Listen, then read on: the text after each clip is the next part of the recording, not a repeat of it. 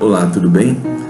Eu gostaria de dividir uma história da Bíblia com você, e é sobre Jesus e está em Marcos 4:35. Naquele dia, ao anoitecer, ele disse aos seus discípulos: "Vamos atravessar para o outro lado." Deixando a multidão, eles o levaram no barco, assim como estava. Outros barcos também o acompanhavam, e aí levantou-se um forte vendaval, e as ondas se lançavam contra o barco, de forma que este foi se enchendo de água. Jesus ele estava na polpa, dormindo, com a cabeça sobre um travesseiro. Os discípulos o acordaram e clamaram: "Mestre, não te importas que morramos?" Ele se levantou, repreendeu o vento e disse ao mar: "Aquiete-se, acalme-se." E o vento se aquietou e fez completa bonança. Então perguntou aos seus discípulos: "Por que vocês estão com tanto medo? Ainda não têm fé?" Eles estavam apavorados e perguntavam uns aos outros: "Quem é este que até o vento e o mar lhe obedecem?" Essa história ela é intrigante para mim. Eu mesmo já falei e já vi muitas pessoas dizerem assim: "Com Cristo no barco, vai tudo bem." Mas será mesmo? Nessa história, Jesus está no barco, mas os discípulos dele estão amedrontados por causa de uma grande tempestade que se formou. E o mais estranho de tudo, no meio da tempestade, no barco, Jesus está dormindo, parecendo, portanto, não se importar com o que está acontecendo. Vamos lá, esse é um modo de ver as coisas, de ler. Mas se você olhar na perspectiva de Jesus, talvez você caia em si como eu caí. Jesus entrou no barco, mas eles se acharam mais experientes que Jesus. Eles tomaram o leme nas mãos e eles começaram a conduzir o barco. Jesus, sem nada para fazer ali, pouco envolvido, ele foi para a polpa do barco. E como já era tarde, resolveu dar uma descansada. E isso nos ensina: Jesus, mesmo no nosso barco, ele não deve ser colocado de lado. Ele não deve ser colocado num cantinho. Faça questão que ele esteja no centro do seu barco. Envolva-o nas situações. Dê o leme para ele, deixe que ele conduza o seu barco. Ele pode ficar no canto, ele não vai se importar. Ele não vai se importar nem se o barco passar por uma tempestade. Ele não foi solicitado, não pediram nada para ele, não falaram para ele conduzir o barco. Pode ser que aquela tempestade fosse até inevitável, mas talvez com ele na direção, nem por ela eles teriam passado. E quando a coisa ficou realmente assustadora, a ponto deles pensarem que ia morrer, olha só, agora eles se lembram de Jesus e de que ele está no barco. Jesus, Jesus, Jesus, acorda! Você não está percebendo nada? Não está vendo a nossa situação? Você está no barco e não vê que nós vamos morrer? E é exatamente isso que nós fazemos. Enquanto está tudo bem, a gente aproveita do barco. Nós nos confraternizamos com os nossos amigos, nós curtimos a viagem, nós aproveitamos o sabor dos ventos. Mas na hora que a tempestade vem, nós nos lembramos de Jesus. E pior ainda, nós queremos cobrá-lo, exigir uma providência dele. O Senhor não está vendo o que está acontecendo? Vai ficar aí parado? Jesus, ele é onisciente, meu amigo. Ele sabe exatamente no que vai dar. Mas ele nos ensina que até na tempestade nós podemos descansar. Porque apesar de nós sermos medrosos e nos descontrolar, nos desesperar, ele nunca se vê perdido. Ele é onipotente e está no controle de todas as coisas.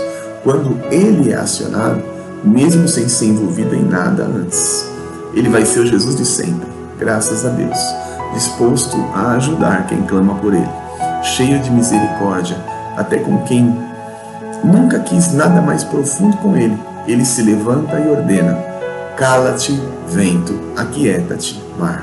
A tempestade passa, a bonança vem, e a reação de perplexidade dos discípulos é marcada pela frase: "Quem é esse?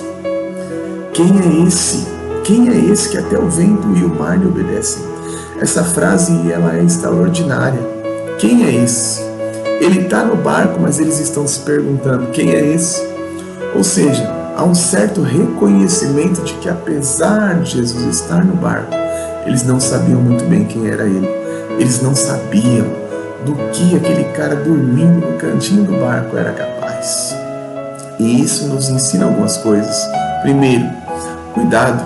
Pode ser que Jesus até esteja no seu barco, mas ele pode estar dormindo. Quando colocar Jesus no seu barco, segunda coisa, não deixe de lado. Aproveite a viagem para conhecê-lo, fale com ele, descubra quem ele é, descubra o que ele gosta, o que ele não gosta. Aproveite que ele está no seu barco para desenvolver intimidade com ele.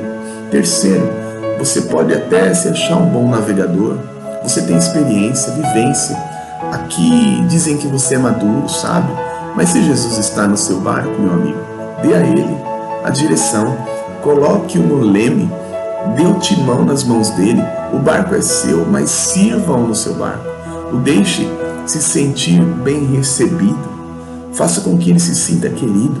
Ele tem uma sabedoria que pode te livrar de muitas tempestades, e ele tem um poder que mesmo nas tempestades inevitáveis e que você vai ter que passar para aprender algumas coisas, ele que está junto de você na hora certa vai ordenar que a tempestade se acalme e virá na sequência a grande bonança. Jesus, ele termina a história desafiando os seus discípulos. Por que vocês têm tanto medo? Vocês ainda não têm fé? A fé que Jesus quer que nós tenhamos não é a que clama por ele só na hora do desespero, quando a corda está no pescoço, quando a porta se fecha, quando a enfermidade vem.